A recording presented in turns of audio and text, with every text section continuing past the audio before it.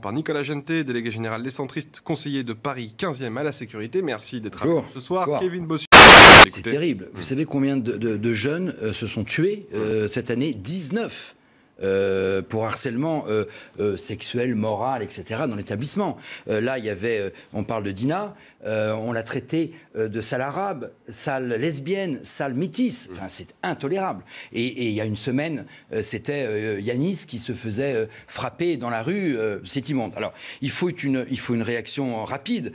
Moi, d'ailleurs, j'ai déjà demandé aux médiateurs et aux éducateurs de rue qui sont dans la rue, qui sont dans l'établissement scolaire, de non seulement de repérer le jeune qui est en rupture sociale et avec sa famille ou son milieu scolaire et qui fait des bêtises. Souvent, ils repèrent le jeune qui a 10 ans avant qu'il aille plus loin, notamment pour lutter contre le RICS. Mais je leur ai demandé aussi de regarder les élèves qui sont isolés. Parce qu'un élève isolé dit qu'il y a un problème derrière. Donc je pense qu'il faut repérer très vite, en amont, ces jeunes qui sont aujourd'hui maltraités, qui sont victimes de harcèlement. Et il faut mettre en place une cellule psychologique. Et puis l'autre problème, c'est bien sûr les réseaux sociaux. Parce que là, encore une fois, 90% du problème vient encore des réseaux sociaux. Et là, on n'a toujours pas trouvé le moyen de observer, d'analyser les réseaux sociaux, de détecter les jeunes qui sont agressés sur les réseaux sociaux. C'est le même problème pour les RICS d'ailleurs. Hein.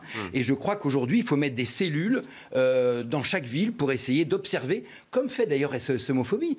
SOS Homophobie, je les ai rencontrés il n'y a pas longtemps. Ils ont 4 jeunes permanents qui en permanence regardent les réseaux sociaux pour essayer de trouver la faille et trouver les futurs harcèlements. Mais là, il faut résoudre ce problème en urgence. C'est terrible. Kevin Bossuet, vous êtes professeur d'histoire géo. Oui, c'est pas à Kevin qu'on va...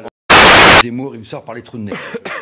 Autant j'adorais le Zemmour, journaliste polémiste de France 2, RTL et de CNews, où j'écoutais ses analyses que je partageais quelquefois. Je ne partageais pas les solutions. Je suis un libéral, donc je suis pour la liberté d'expression.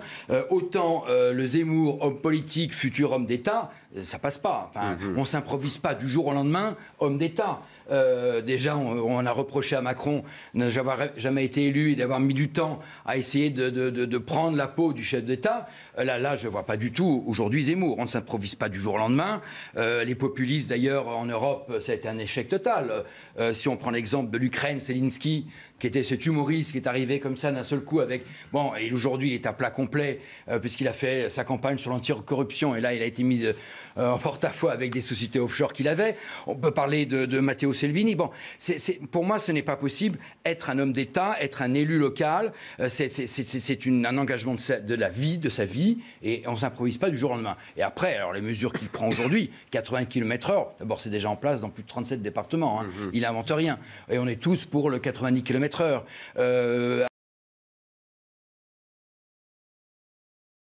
Les autres mesures, c'est du populisme. Il suffit de regarder tout ce que les gens n'ont pas envie d'avoir. Et c'est très facile de faire un programme là-dessus. Vivement qu'il annonce sa candidature, vivement que la campagne commence et vivement qu'on puisse l'affronter, notamment sur les problèmes économiques. Il a profité d'une période de rentrée où aucun candidat n'était vraiment dans les starting blocks. Anne Hidalgo n'avait pas été choisie, Jadot n'avait pas été choisi. La droite était enlacée dans ces histoires de... Ah, vous parlez au passé, vous? Ah bah, ça y est, c'est fini maintenant. Ah bon. Un congrès, on va déterminer notre candidat. Il va partir. Non, je suis très positif. Et donc, il a profité de cette période pour effectivement percer. Et après, avec des images, moi, j'ai encore cette image dans la tête. On a d'ailleurs beaucoup critiqué vis-à-vis de la réponse de Mme Schiappa. Mais enfin, cette image en tenant une arme, mais on en discutait juste avant le plateau. On en discutait avant de rentrer sur le plateau avec Kevin Bossuet, qui est enseignant. Quelle image un enfant de 6 ans, 8 ans pouvait voir, on n'a pas parlé, on a très peu parlé de ça, voir un futur candidat à la présidence de la République tenir une arme. Mais enfin, c'est du Trump, effectivement, et c'est pour moi extrêmement dangereux.